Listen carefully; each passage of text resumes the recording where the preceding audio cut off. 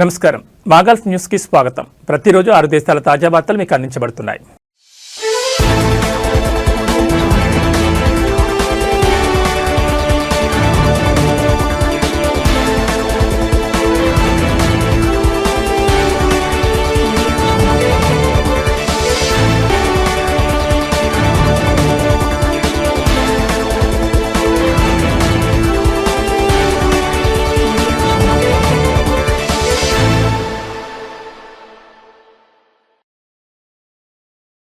ప్రపంచ bank Qatar మధ్య సహకారాన్ని మరింతగా పెంపొందించడంలో ఒక ముఖ్యమైన ముందడుగని ప్రపంచ బ్యాంక్ గ్రూప్ అధ్యక్షుడు అజయ్ బంగా అన్నారు. దీని ద్వారా పెట్టుబడులను సమీకరించడం, యువతకు మద్దతు ఇవ్వడం మరియు మిడిల్ ఈస్ట్, ఉత్తరాఫ్రికా అంతటా అభివృద్ధిని వేగవంతం చేయడంపై దృష్టి సారిస్తామని ఆయన తెలిపారు. ఖతార్, ప్రపంచ బ్యాంక్ గ్రూప్ మధ్య సన్నిహిత సహకారాన్ని ప్రోత్సహించిన ఆర్థిక మంత్రి హెచ్సి అలీ బిన్ అహ్మద్ అల్ కువారిపై ఆయన ప్రశంసలు కురిపించారు. దోహా కార్యాలయం ప్రారంభం ఖతార్తో పటిష్టమైన పునాదిని మరియు అభివృద్ధికి ఆర్థిక సహాయం, ప్రైవేట్ రంగంలో సహకారాన్ని విస్తరించాలనే ఉమ్మడి ఆశయాన్ని ప్రతిబింబిస్తుందని ఆయన అన్నారు. ఇది కేవలం ప్రపంచ బ్యాంక్ సిబ్బందికి మాత్రమే కాకుండా యువ ఖతారీ నిపుణులను అభివృద్ధి చేయడానికి ఒక వేదికగా కూడా ఉపయోగపడుతుందని అజయ్ బంగా వివరించారు. ప్రభుత్వ సంస్థలు మరియు ప్రైవేట్ రంగం నుండి ప్రతిభావంతులను ప్రపంచ బ్యాంకు డిప్యూటేషన్పై పంపి వారికి అంతర్జాతీయ అనుభవాన్ని అందించి జాతీయ మరియు ప్రాంతీయ అభివృద్ధి ప్రయత్నాలకు దోహదపడేలా ప్రపంచ ఉత్తమ పద్ధతులతో తిరిగి వచ్చేలా చేస్తామని ఆయన తెలిపారు. రాబోయే 12 నుండి 15 సంవత్సరాల్లో మిడిల్ ఈస్ట్, ఉత్తరాఫ్రికాలో లక్షలాది మంది యువకులు ఉపాధిని లేదా వారి స్వంత వ్యాపారాలను ప్రారంభించి కార్మిక మార్కెట్లోకి ప్రవేశిస్తారని ఆయన అన్నారు. ఈ సందర్భంగా వ్యాపార ప్రాధాన్యత రంగాలను వివరించారు. మౌలిక సదుపాయాల కల్పనకు చెందిన కంపెనీలు జాబితాలో అగ్రస్థానంలో ఉన్నాయని, 2వ స్థానంలో వ్యవసాయ సంబంధిత రంగాలు, టూరిజం సెక్టార్ రాబోయే రోజుల్లో ఉపాధిని కల్పించడంలో కీలకంగా మారతాయని పేర్కొన్నారు.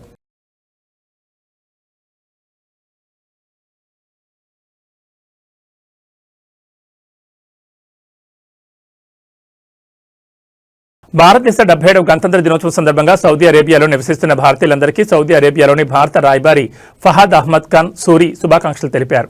భారత్ సౌదీ అరేబియా వ్యూహాత్మక భాగస్వామ్యం మరింతగా పెరుగుతూనే ఉందని పేర్కొన్నారు. ఏప్రిల్ 2025లో భారత ప్రధాని నరేంద్ర మోడీ జెడ్డా పర్యటన ఇది ద్వైపాక్షిక సంబంధాలను మరింతగా పెంచిందని తెలిపారు.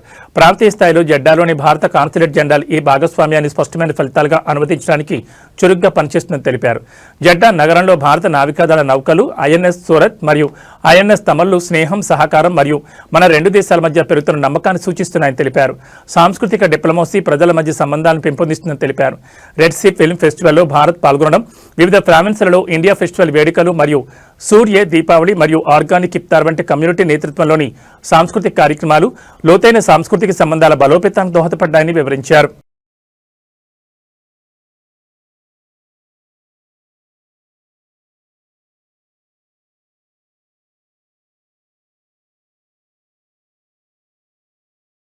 మంగళవారం భారత రూపాయి అమెరికా డాలర్తో పోలిస్తే 91.82 వద్ద ప్రారంభమైంది.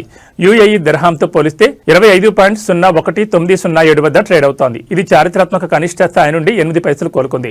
గత వారం రూపాయి 1.18% పడిపోయి మొదటిసారిగా డాలర్కు 92.00 స్థాయికి సమీపంలోకి వచ్చింది. వ్యాపారుల ప్రకారం రూపాయి పతనాన్ని నిలువరించడానికి రిజర్వ్ బ్యాంక్ ఆఫ్ ఇండియా జోక్యం చేసుకుంటున్న రూపాయి పతనం ఆగడం లేదు. అయితే ఆర్బీఐ ఏదో ఒక నిర్దిష్ట స్థాయిని కాపాడడానికి ప్రయత్నించకుండా వివిధ స్థాయిల్లో డాలర్లను సరఫరా చేస్తోందని మార్కెట్ వర్గాలు చెబుతున్నాయి. రూపాయి పతనం వేగాన్ని బట్టి చూస్తే ఒత్తిళ్లు కేవలం పోర్ట్ఫోలియోలకే పరిమితం కాలేదని, ముఖ్యంగా బులియన్ దిగుమతులు పెరిగినట్లు కనిపిస్తోందని వ్యాపారులు చెబుతున్నారు. రాబోయే రోజుల్లోనూ రూపాయి బలహీనంగా కదులుతుందని, డాలర్, యుఏఈ దిర్హాంతో రూపాయి విలువ మరింత తగ్గే అవకాశాలున్నాయని అంచనా వేస్తున్నట్లు మార్కెట్ నిపుణులు చెబుతున్నారు.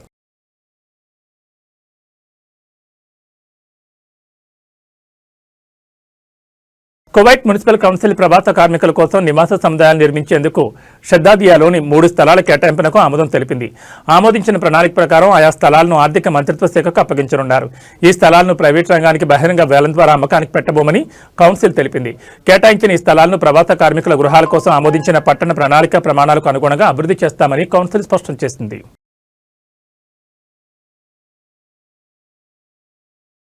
ఒమన్లో సోషల్ ప్రొటెక్షన్ ఫండ్ పని ప్రాంతంలో గాయపడ్డ కార్మికులు లేదా వ్యాధుల బారిన పడితే అందే ప్రయోజనాలకు సంబంధించి నిబంధనలు ప్రకటించింది.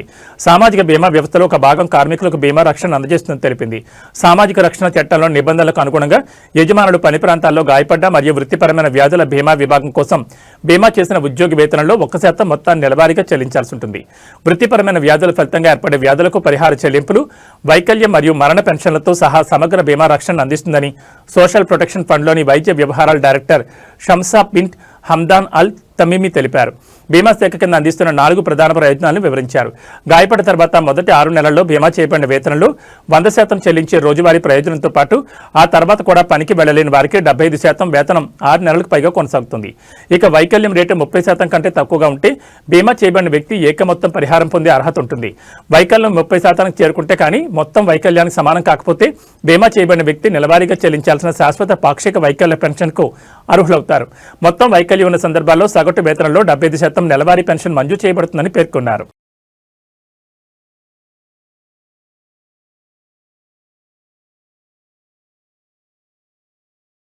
బహ్రెయిన్లో సోమవారం తెల్లవారుజామున జరిగిన విషాదకరమైన రోడ్డు ప్రమాదంలో ఒక యువతి ప్రాణాలు కోల్పోగా మరో ప్రయాణికురాలు గాయపడినట్లు కోర్టు రికార్డులు చెబుతున్నాయి.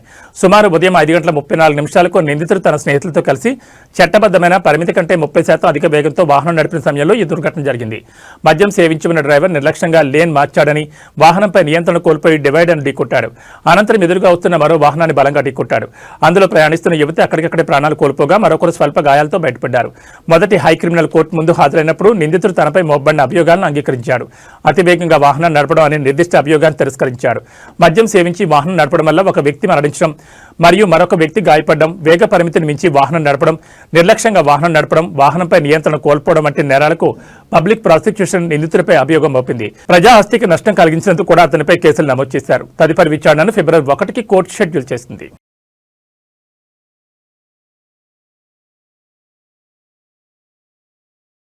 ఇవి మా గల్ఫ్ న్యూస్ విశేషాలు. మరో బులెటిన్లో మళ్ళీ కలుసుకుందాం. నమస్కారం.